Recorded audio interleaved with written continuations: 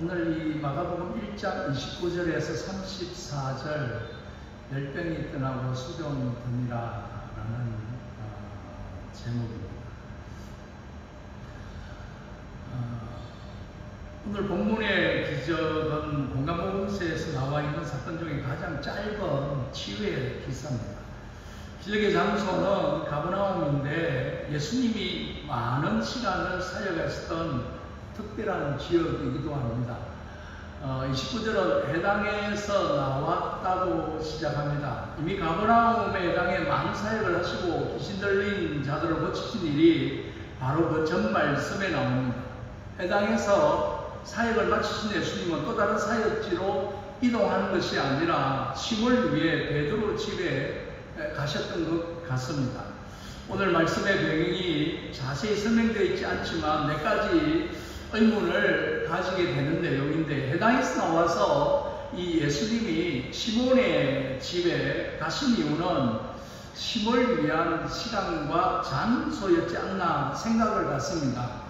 바로 전에 예수님의 소문이 사방에 퍼질 정도로 많은 사역을 하시고 해당에서 나오셨기 때문인 것입니다. 그런데 왜 굳이 예수님을 환자가 있는 집으로 모셨을까? 당시 랍비의 전생에 의하면 열병에 걸린 사람에게 손을 대는 것이 허락하지 않는 상황에서 말입니다. 단순히 추측하는 것이지만 그 여자에 대하여 예수께 여짜온데 30절에 기록합니다. 31절에는 나가서 그 손을 잡아 일으키시니라는 것을 보아서 예수님이 일으키지 않으면 침상에 승인할 수 없는 그런 상황으로 보이는 겁니다. 이 말씀을 통해 아주 재밌는 것을, 중요한 교훈을 하나 깨닫게 되는데, 신앙의 지평이 회당에서 가정으로라는 것입니다. 오늘 기적의 말씀은 가버나움 회당에서 일어났던 기적의 사건 이후에 예수님의 개인적으로 초청하는 장면입니다. 오늘날로 이야기하면 주일의 영성 혹은 이 주일 예배에 있어서 매일의 영성 혹은 매일의 삶으로 옮겨졌다, 그렇게 볼 수 있는 것입니다. 어떤 사정인지 모르지만 베드로가 스스로 예수님께 아뢰지 못하는 문제를 주변에 함께했던 친구들이 대신해서 이야기를 했다는 것입니다. 다시 말해서 믿음의 동력자가 중보했다는 겁니다. 좋은 신앙의 모범인 것을 볼 수 있습니다. 주일 예배를 매일의 삶으로, 그리고 함께하는 사람들의 기도의 동력이 일어났다, 그렇게 볼 수 있습니다. 누군가에게는 아주 작은 문제일 수 있지만 다른 사람에게 말할 수 없는 비밀스러운 문제는 아니었을까라는 것입니다. 중요한 것은 삶의 문제 속으로 예수님을 모시고 갔다는 것입니다. 아마도 그 집에 들어가자마자 그 사항을 예수님께 여쭌 것으로 보건대 분명한 의도가 있었던 것이 아니겠는가라는 이야기입니다. 이 숨가쁜 날을 지나면서 오늘 말씀은 예수님께서 처음 제자를 부르신 이후에 그분의 사역을 시작하신 내용과 연결되어 있습니다. 어쩌면 예수님이 이 땅에 오신 이유를 보여주는 부분이기도 합니다. 마태복음이나 누가복음이 예수님의 탄생부터 족보부터 이야기를 하고 예언을 이야기했던 것과 달리 마가복음은 곧바로 회개하라 천국에 가까이 왔다 하며 세례 요한의 외침과 함께 예수님의 사역을 소개하고 있습니다. 1장에 바로 세례 요한의 세례와 광야의 시험, 그리고 갈릴리에서 복음을 전하시고 제자들을 부르시는 장면이 아주 짧게 타이트하게 넘어가는 것을 볼 수 있습니다. 처음 제자와 함께 가버나움에 가셔서 행하신 일이 귀신 들린 사람을 고치신 일이고, 곧바로 해당에서 나와 오늘 본문에 나오는 시몬과 안드레의 집에 들어가신 것입니다. 베드로의 장모를 고치신 일로 인해 32절에 보니까 저물어 해질 때 많은 환자를 예수님께 데려옵니다. 그리고 3절과 34절에 온 동네가 그 문 앞에 모였다고 했습니다. 많은 사람들이 집 앞에 모였습니다. 예수님께서 각종 병이든 많은 사람을 고치시고 많은 귀신을 내쫓으시되 귀신이 자기를 알므로 그 말하는 것을 허락지 아니했다라고 했습니다. 정말 하루를 숨가쁘게 보낸 예수님의 사역을 우리에게 보여주고 있습니다. 그런데 예수님의 주사역이 말씀을 전하기보다는 병자들을 고치신 일에 주력한 것을 봅니다. 오늘 우리가 본문으로 읽지 않았지만 다음 절에 보면 마가복음 1장 35절에 새벽 아직도 밝기 전에 예수께서 일어나 나가 한적한 곳으로 가서 거기서 기도했다라고 되어 있습니다. 예수님의 사역이 알려지기 시작하면서 사람들이 예수님을 찾기 시작했고, 예수님은 사람들이 찾아오는 것부터 몸을 피하시는 겁니다. 그리고 제자들에게 이렇게 말씀합니다. 38절에 보면 이르시되 우리가 다른 가까운 마을들로 가자. 거기서도 전도하리니 내가 이를 위하여 왔노라 라고 했습니다. 여기서 우리가 주목해야 할 단어 가운데 하나가 전도라는 것입니다. 예수님께서 병든 자를 고치시고 사람들을 피하는 것은 기적이 목적이 아니었기 때문인 것입니다. 예수님께서 산적한 것을 찾아 새벽 일찍 기도하셨던 것도 말씀을 전하기 위하였습니다. 예수님께서 사람들이 몰려오자 다른 마을로 가신 이유도 전도하기 위해서였다라는 사실입니다. 오늘 이 말씀은 예수님 사역의 핵심을 잘 보여주는 장면입니다. 말씀 전체가 병든 자를 고치시는 기적으로 되어 있고 숨가쁜 하루를 보내고 계시지만 예수님께서 왜 그 일을 하셨는지를 보여주는 것입니다. 아마도 이런 예가 가능할 것입니다. 어떤 부분이냐? 주객전도. 왜 우리를 불러셨는지 잊어버리면 일중심적인 사람이 되어버리고 맙니다. 우리가 하는 일들 가운데 하나님의 마음이 떠나고 봉사만 남으면 사람이 또 교만하거나 강팍해지기도 합니다. 섬김이 일이 되어버리는 사람들에게는 상처를 주기도 합니다. 이런 것을 우리가 율법이라고 말하죠. 안식일을 잘 지키라고 명령했더니 안식일을 지키기 위하여 하나님의 마음을 잃어버리는 바리새인들과 같은 모습인 것입니다. 우리가 흔히 하는 말 가운데 하나가 주객이 전도되었다, 그렇게 이야기를 합니다. 무엇을 열심히 하다 보면 왜 그 일을 하는지 잊어버릴 때가 있습니다. 사실 우리가 신앙생활 하면서 문제가 생기는 것은 열심히 없기 때문이 아니라 그 열심히 사명을 대신하기 때문에 문제가 생기는 것입니다. 예수님께 수많은 병자를 고치실 때 제자들이 얼마나 신이 났겠습니까? 예수님을 찾아오는 사람들이 진을 치고 있을 때 제자들이 얼마나 어깨가 올라갔겠습니까?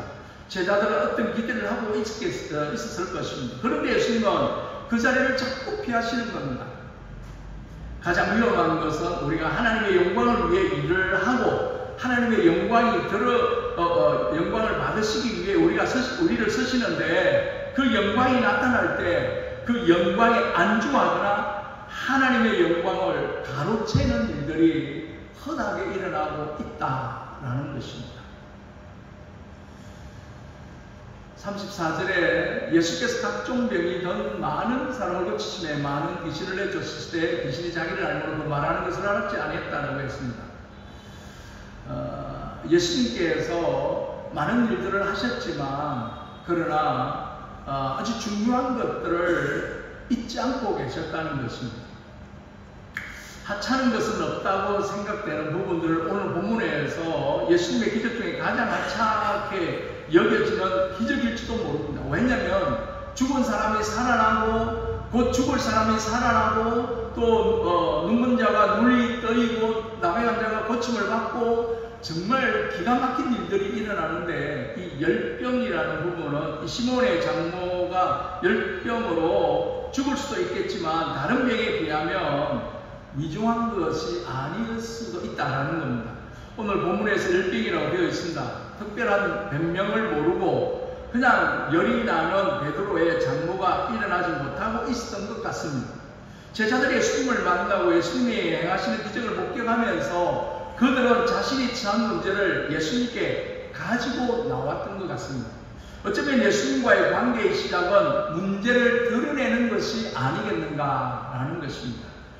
우리는 종종 삶에 일어나는 문제 가운데 너무 하찮은 것이라 주님께 아뢰기는 쑥스럽고 그저 그냥 대충 넘어가는 부분들이 없지 않나라는 것입니다. 하지만 관계는 커다란 문제 가운데 갑자기 형성되는 것이 아니라 아주 세세한 부분에서부터 쌓여 꺾인 그 신뢰가 결정적인 순간에 빛을 발하는 것이지 않을까라는 것입니다. 마가가 예수님이 행하신 많은 기적이 있음에도 그가 기록한 마가복음에 다 기록하지 못하는 기적이 있었을 것입니다. 오늘 본문을 기록한 것은 그런 의도가 있지 않을까 그렇게 생각을 해보는 겁니다. 작은 것이라도 협력하여 하나님 앞에 나아갈 때 하나님의 역사가 일어난다라는 사실입니다. 우리는 작은 것에 대해서 하나님 앞에 기도하지 않습니다. 발등에 불 떨어졌을 때 하나님 나 살려달라고 매달리는 경우들이 참 많습니다. 그러나 아주 작은 것이라도 하나님 의지하고 하나님 앞에 믿음으로 나아갈 때 하나님의 역사하심을 맛보게 될 줄로 믿습니다.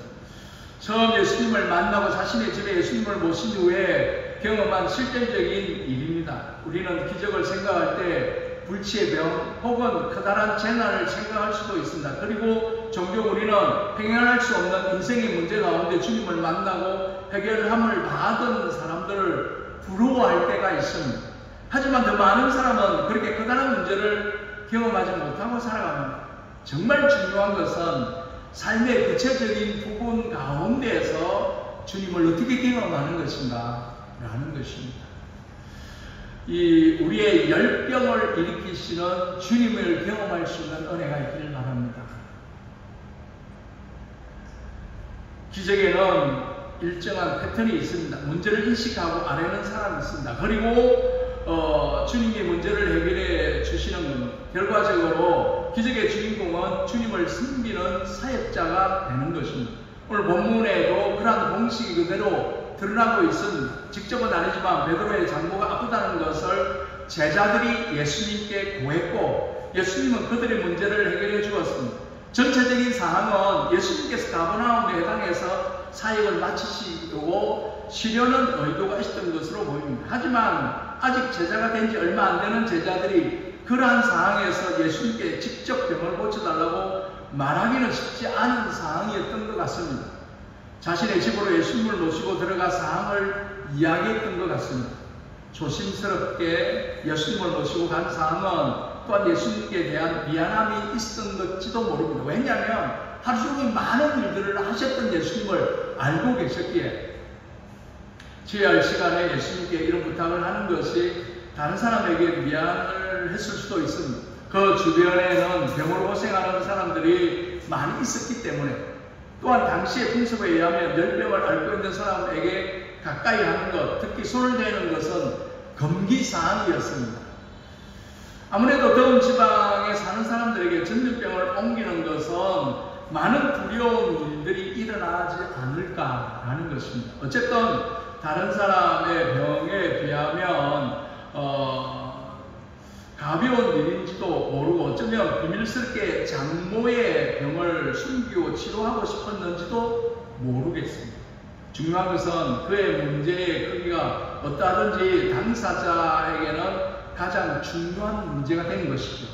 누군가에게는 아주 작은 일이지만 누군가에게는 아주 하찮은 문제로 보일지 모르는 그 일이 그 가정에는 커다란 번심거리가 될 수 있다라는 것입니다. 여기서 우리는 스스로 이런 질문을 던져야 합니다. 우리의 삶에는 그런 문제가 없는가라는 이야기입니다. 또한 다른 사람의 눈치를 보며 지켜야 하는 예의 때문에 우리의 문제를 숨기고 살아가는 것은 아닌가라는 것입니다. 목회하면서 안타까운 것은 문제를 숨기는 사람들입니다. 기도 부탁해도 괜찮습니다. 기도 제목을 내주십시오. 그렇게 하는데도 이미 다른 사람을 통해서 그 가정에 어떤 문제가 있는지 알면서도 기도 부탁을 하거나 기도를 요청하지 않습니다.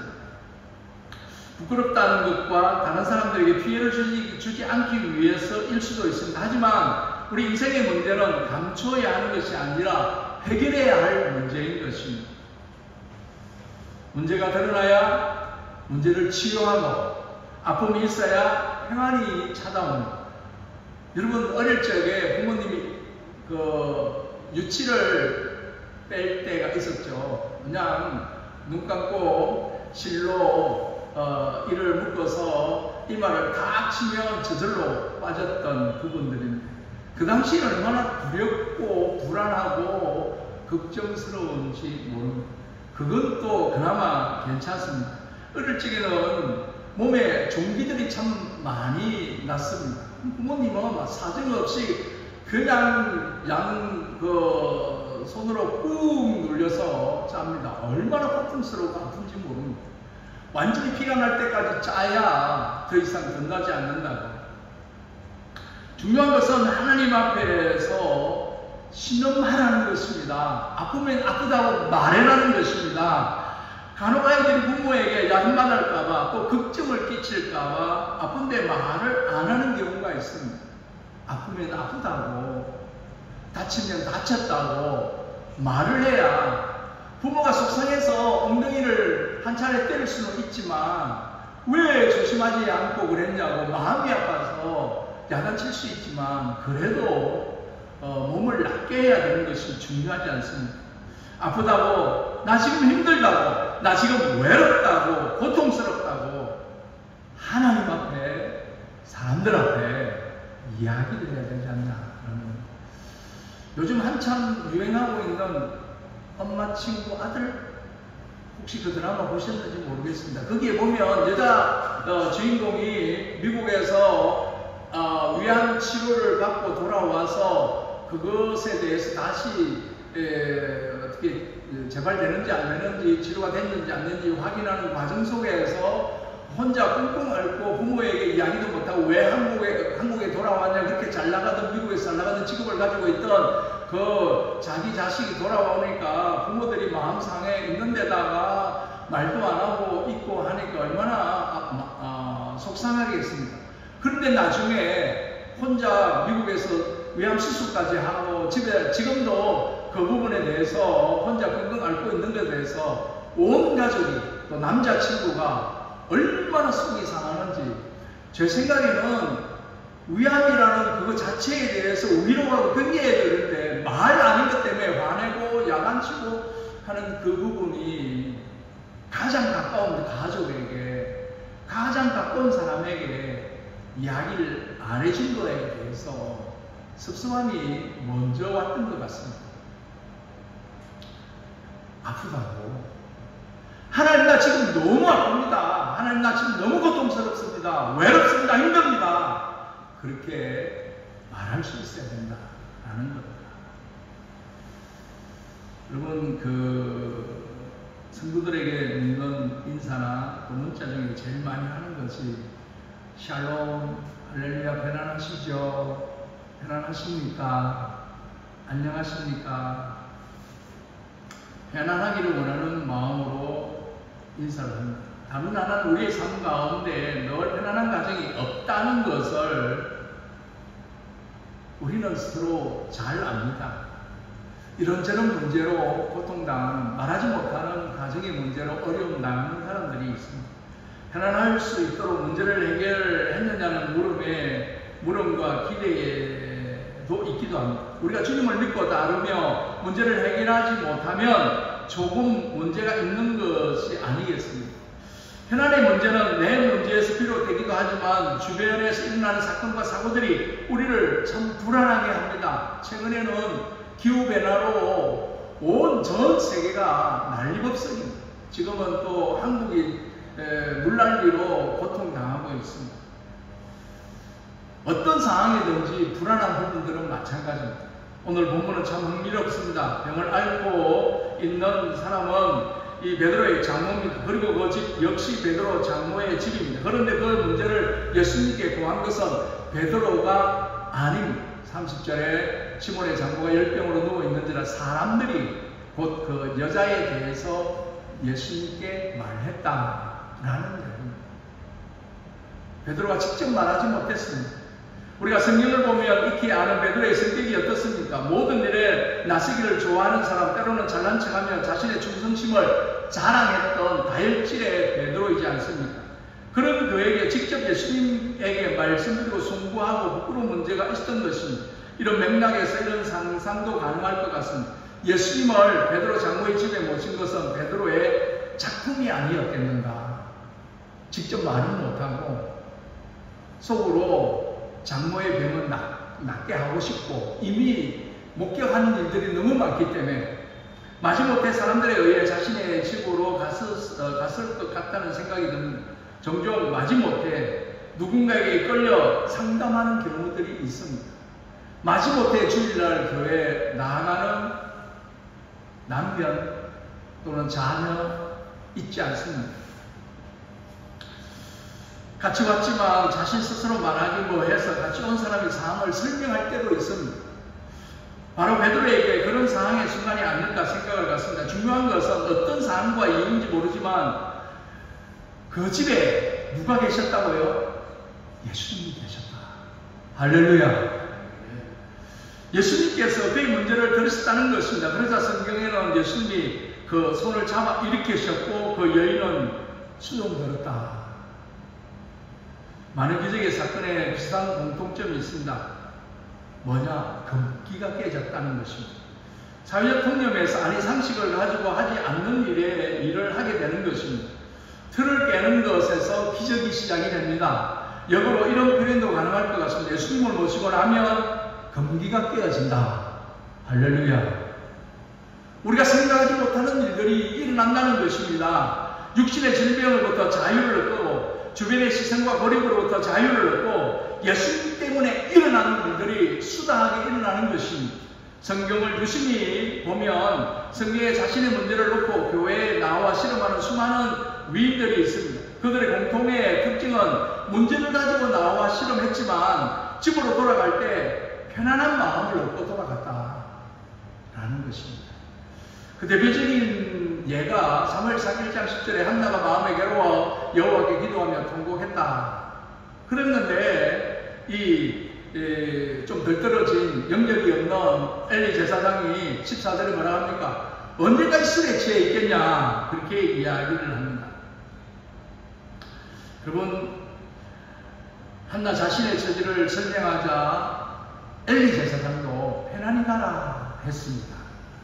하나님이 내가 기도하며 구하는 것을 허락하시기를 원한다 했습니다. 저는 이런 생각을 합니다. 한나가 신뢰하는 것은 인간적인 모습으로서의 엘리 제사장 자격이 아니라 하나님께서 그에게 주신 직책으로서의 말의 권위를 한나는 받았다라는 것입니다. 오늘 말씀을 생각하면서 베드로 장로의 집으로 예수님을 이끌어온 사람들, 그리고 그들이 누구인지 나와 있지 않지만 그들이 부탁한 것을 예수님께서 들어주시고 고쳐주셨다는 것이죠. 예수님께 구하는 자들의 자격이 아니라 그들의 마음을 보시고 기적을 베풀어 주신 것입니다.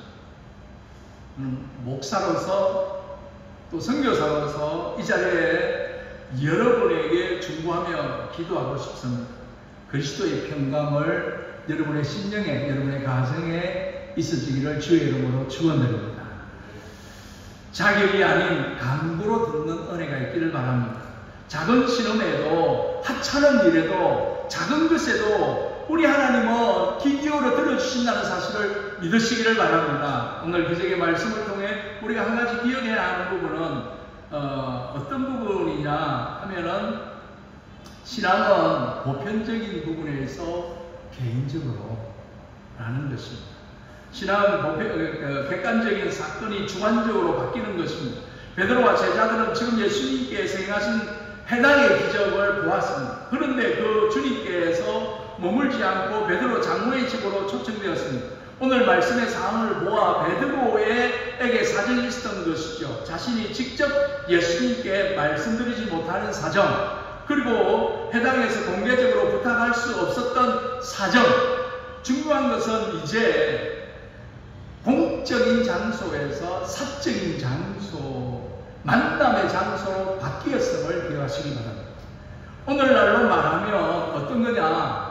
공적 예배의 장소에서 홀로 고독한 만남의 장소로 옮겨갔다는 것입니다. 이것은 단순히 장소의 문제가 아니라 인격적 만남의 장소로 들어갔다는 것입니다. 신앙이라는 게 그런 것 같습니다. 기적의 의미라는 게 그런 것 같습니다. 객관적인 사건이 주관적 사건으로 바뀌는 것입니다. 이것을 우리가 뭐라고 이야기하냐? 은혜의 체험이다. 그렇게 이야기를 합니다. 오늘 본문에서 베드로의 장모가 예수님의 손을 잡고 일으킴을 받아 수종들었다. 봉사했다가 아니라 어떻게 해요? 은혜를 경험했다. 그렇게 말하는 게 더 합당하지 않을까 생각을 갖습니다. 교회에서 우리가 경험하는 신앙의 문제를 자꾸 봉사가 없다는 말로 대신할 때 있는데 사실은 은혜가 없다. 은혜가 떨어지면요, 봉사도 열심히고 그 어떤 것도 제대로 진행되지 않습니다. 예수님께서 기적을 베푸셨다는 표현보다 예수님께서 은혜를 베풀어 주셨다라는 말이 맞지 않을까. 은혜를 경험한 우리에게 편안하시지요. 정말 은혜를 경험하면 문제가 해결되든 안 되든 기적이 일어나든 안 하든 은혜를 경험하면 우리 심령에 참된 평안이 임하게 될 줄로 믿습니다. 그리고 이제 정리를 합니다. 이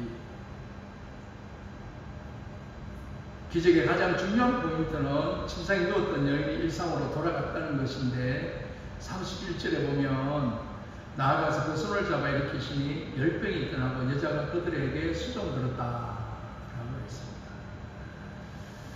다시 말씀드리면 누군가에게 하찮은 문제일 수 있지만 그들에게 감추고 싶어하는 문제일 수 있지만 문제를 대면하게 될 때 손을 대시는 예수님을 만나게 되고 그리고 은혜를 경험하게 되는 것입니다.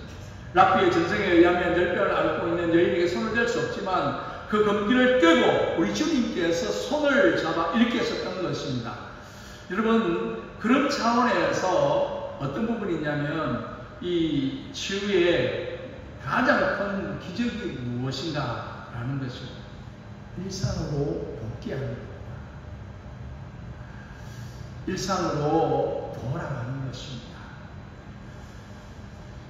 아까 보지 못한 사람에게 얼마나 큰 축복인지 이해가 되지 않을 것인지도 모릅니다. 그런데 이 평범한 일들이 우리의 힘으로 안 될 때 참 많습니다. 기적의 결과가 참 사소하다는 생각이 들 때도 있습니다. 그런 병에서 나음을 입은 한 여인의 일입니다.